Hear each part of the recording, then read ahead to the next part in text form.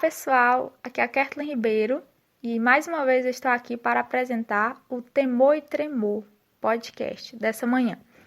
Bom, como vocês já sabem, o Temor e Tremor está trabalhando numa série de devocionais baseados no tema Segurança da Salvação, que tem como fundação os conceitos e concepções apresentados na primeira epístola de João.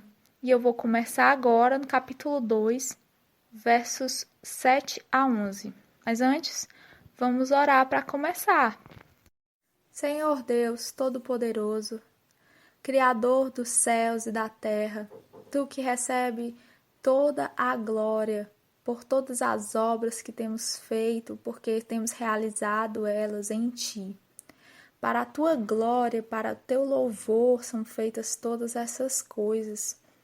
Essa equipe se reuniu, ela está em oração, buscando a Tua face, buscando levar a Tua palavra, o Teu evangelho, para que as pessoas, não somente as pessoas da primeira igreja batista, mas de todo o Brasil, que elas possam se sentir edificadas com essas reflexões, essas considerações da Tua palavra.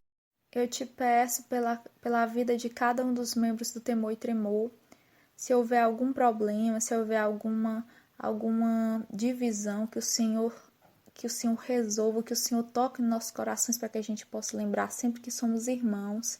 Se houver algum tipo de vaidade, que o Senhor arranque dos nossos corações para que a gente saiba que nós devemos tudo a Ti. Se houver qualquer tipo de problema que faça com que nós desejamos parar, que isso seja retirado, para que nós mantenhamos firme a nossa convicção e a nossa confissão de fé. Que o Senhor seja engrandecido. Abençoa os ouvintes, abençoa nossas famílias, abençoe a família daqueles que nos ouvem. Abençoe com o Teu Espírito para que eles possam perceber a gloriosa salvação que é apresentada diante de seus olhos, a salvação em Jesus Cristo, Teu Filho. Eu peço em nome de Jesus. Amém. Eu vou fazer a leitura agora da primeira epístola de João, capítulo 2, versos 7 a 11. Irmãos, eu não vos escrevo um mandamento novo, mas um mandamento antigo que desde o princípio tivestes. Este mandamento antigo é a palavra que desde o princípio ouvistes. Outra vez vos escrevo um mandamento novo, que é verdadeiro nele e em vós, porque vão passando as trevas, e já a verdadeira luz alumia. Aquele que diz que está na luz e aborrece a seu irmão, até agora está em trevas. Aquele que ama a seu irmão está na luz, e nele não há escândalo. Mas aquele que aborrece a seu irmão está em trevas, e anda em trevas, e não sabe para onde deva ir, porque as trevas lhe cegaram os olhos. Primeira coisa que eu quero que vocês entendam aqui é que João faz questão de afirmar que ele não traz às pessoas um mandamento novo. Ele diz, olha, esse mandamento não é novo. É desde a antiguidade a palavra que vocês têm ouvido. Como está escrito, a palavra está perto de ti, na tua boca e no teu coração. Desde o princípio, Deus ele tem se revelado paulatinamente. É óbvio que há graus de manifestação e revelação. Por exemplo, João Batista, é dito que ele era o maior. Dentre os nascidos de mulher, não havia alguém maior do que João Batista. João Batista é aquele que batizou o Senhor Jesus Cristo. Mas também fala, no entanto, aquele que é menor no reino dos céus é maior do que ele. Quando ele diz isso, ele fala de uma nova aliança, quando ele traça aquilo que Deus ele faria. Porque hoje, mesmo as pessoas não sendo tão excelentes quanto João Batista, elas têm sim um grau de revelação maior. Hoje em dia, a gente não vê Abraãos brotando da terra, nem Davis, nem Elias, mas a gente sabe que as pessoas que vivem hoje em dia, que têm acesso ao Evangelho, elas possuem um grau de revelação maior e superior. do que aquele que foi recebido no passado. Por isso que João Batista, que era da velha aliança, ele foi o precursor de Jesus Cristo, ele estava lá para anunciar a vinda de Cristo. É dito dele que, ainda que ele fosse um maior dentre os nascidos de mulher, o menor no reino dos céus era maior do que ele. Então, porque a nossa revelação é muito mais poderosa. É muito mais poderosa, embora não sejamos tão excelentes. Isso não tem a ver conosco, tem a ver com aquilo que Deus manifesta. Do mesmo jeito, nós sabemos que não há nenhuma ruptura na revelação de Deus. Há uma sequência nessa revelação. Como por exemplo, Isaías 49, verso 6 diz... Aqui é uma passagem messiânica, ele fala assim, olha... Disse mais, pouco é que sejas o meu servo, que sejas o meu servo, para restaurares as tribos de Jacó e tornares a trazer os guardados de Israel. Também te dei para a luz dos gentios, para seres a minha salvação até as extremidades da terra.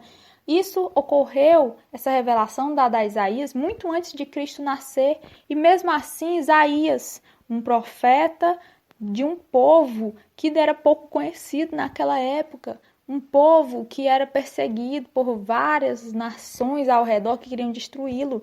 E mesmo assim ele tem a ousadia de dizer, olha, esse servo que vai nascer, ele não vai apenas trazer as ovelhas perdidas da casa de Israel, mas ele um dia vai reger todas as nações da terra, sendo a luz dos gentios. Contudo, apesar de assegurar que não era um mandamento novo, que estava de acordo com toda a revelação que o Senhor Deus tem dado ao seu povo durante todas as manifestações de sua pessoa.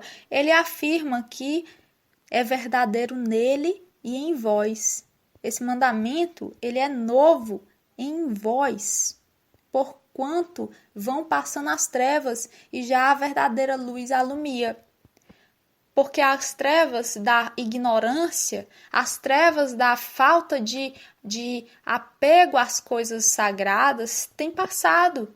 Raiou a luz para vocês. Como diz em Efésios, os vossos olhos foram iluminados para que vocês pudessem ver a gloriosa palavra do Senhor e a manifestação do seu Filho, que agora habita espiritualmente no meio da igreja. Que mandamento é este? A palavra de Deus diz, nisto conhecereis que sois meus discípulos, se vos amardes uns aos outros.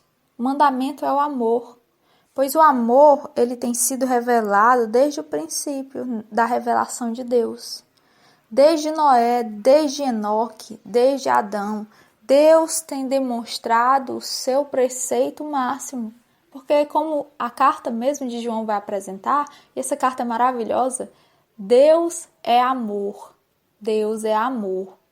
João faz questão de enfatizar isso. E ele continua.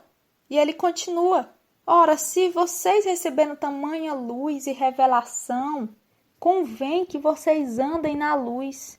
Aquele que diz estar na luz, ele deve agir de acordo com a luz. E aí ele traz aquele teste que é muito eficaz em seus efeitos. O teste das obras. Uma pessoa não pode ser salva pelas suas obras, como se as obras pudessem tornar Deus seu devedor. Você por acaso acha que Deus te deve alguma coisa? Porque não tem esse negócio de Deus te dever alguma coisa. Você é a criatura, Deus ele te deu a vida. Nada mais torna ele cativo ao teu merecimento. Seja qualquer coisa que você possa fazer.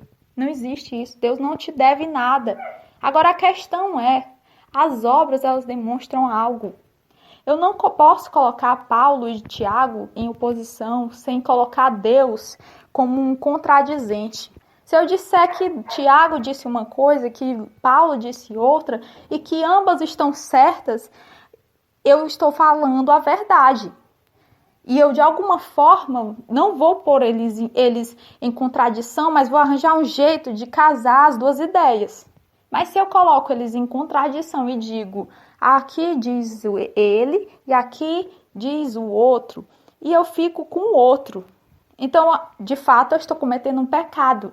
Quando Paulo disse que a salvação é por meio da fé, independentemente das obras, ele disse a verdade.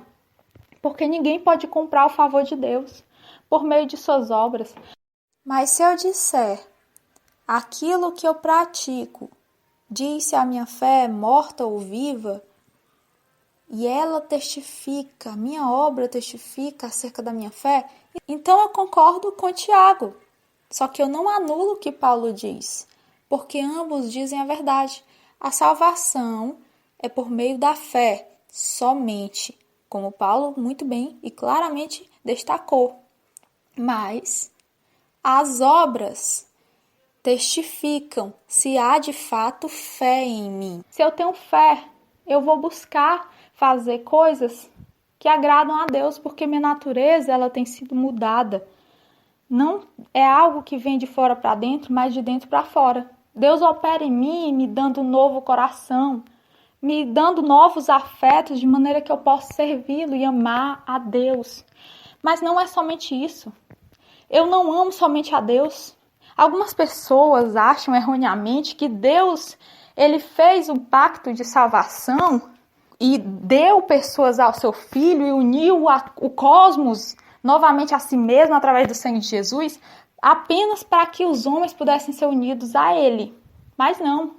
Deus quis que não somente nós fôssemos unidos a Ele, mas também unidos a nós mesmos. Isso é uma revelação incrível. Os seres humanos, eles não foram somente unidos a Deus, mas a comunhão nos traz um novo espírito, de maneira que possamos amar como Ele amou, de maneira que possamos ser unidos a nós mesmos de tal forma que Deus ele é manifestado no nosso espírito, porque somos agora filhos de Deus. Isso é maravilhoso. Sentiremos que nossos corações estarão cheios de clemência e compaixão para com o nosso próximo, se amarmos a Deus, porque nós fomos perdoados, porque nós recebemos graça, seremos graciosos com nossos irmãos. Esse é um resultado de algo que ocorreu dentro de nós. E é isso que ele está dizendo aqui. Olha, se você diz que está na luz e aborrece seu irmão, até agora você está em trevas. Isso não existe, você está mentindo. Aquele que ama o seu irmão está na luz e nele não há escândalo. Mas aquele que aborrece o seu irmão está em trevas e anda em trevas e não sabe para onde deve ir. Se alguém diz que ama a Deus, mas odeia seu irmão, eu estou citando outra passagem, mente. Deus ele nos traz um novo senso de existência quando ele vem para a nossa vida. É impossível que você continue tão mesquinho como você tem sido a sua vida toda. Agora que você conhece de onde vem tudo isso, você sabe qual é a fonte. A fonte é um coração pecaminoso e mau que te levará à mais profundeza do inferno, ao mais profundo abismo, a menos que você clame a Cristo para que te salve. Não há nenhuma outra forma de você ser salvo, a não ser que Deus cure o seu coração, te dê um novo coração. E se Ele te der um novo coração, você vai amar o seu irmão. Apesar das disposições contrárias que possam vir, você será levado a perdoar quando ele te ofender. E você será levado a não sentir inveja quando ele ir bem na vida. E não guardar rancor quando ele não te valorizar. Você sente que Deus, ele é suficiente para você, ainda que você não seja valorizado pelo seu próximo. Tudo está diante de Deus. O seu coração está diante de Deus. Você tem que esquadrinhar, porque é isso que a Bíblia manda. Estamos trabalhando segurança da salvação. E como ela ocorre? Veja se está em Cristo. Veja se você está em Cristo, se de fato o Espírito de Deus habita em você. Porque se ele não habita em você, então eu te convido a ir orar e chorar pelos seus pecados e pedir que Deus te livre da condenação que está sobre você. E que você possa ser liberto do pecado, que você possa viver uma experiência de vida em abundância, nunca igual. Eu gostaria de orar por cada um dos ouvintes que aqui estão presentes, ouvindo esse devocional. Senhor, Pai de misericórdia, Tu que transformas aqueles que chegam a Ti em pessoas que são segundo o coração de Deus, segundo a imagem daquele que os criou. Ó Deus, oferece a essa pessoa que está ouvindo um novo coração, dá a ela novos afetos, torna ela capaz de ser menos tola, acreditando que ela pode se safrar, achando que por causa das obras de religião externa que ela faz, que ela deixa de fazer, ela pensa de alguma forma que ela é boa diante de Ti. Tira essa loucura que Satanás implantou no coração dela e na mente dela. Faz com que ela entenda que a fonte que está nela, a fonte que foi aberta desde Adão, lá na queda, ela só traz destruição. Faz ela compreender que ela precisa da Tua salvação e de que ela precisa que o Teu Filho Jesus venha morar dentro dela. Faz com que ela faça essa oração hoje e que ela possa ser salva e que ela possa ressuscitar no último dia. Que a vida dela seja cheia de compaixão, misericórdia e amor que brotam não deste mundo e nem poderia. Porque como a palavra de Deus, essa mesma epístola diz, não ameis o mundo, tudo que no mundo há é concupiscência, maldade, a soberba da vida, tudo isso não procedem do Pai, mas do mundo. Que ela possa aprender a beber de uma fonte mais excelente, que é a Tua palavra, que ela venha receber, através disso, a pura alegria do Espírito e a paz que excede todo entendimento. Uma paz que não é somente diante de Ti, mas uma paz com os irmãos, com o seu próximo, com a sua família, com a sua mãe, com o seu pai, com pessoas que fizeram coisas, que ela possa perdoar, que ela possa vir a receber de Ti a capacidade para isso. Em nome de Jesus eu te peço. Amém. Onde já estou.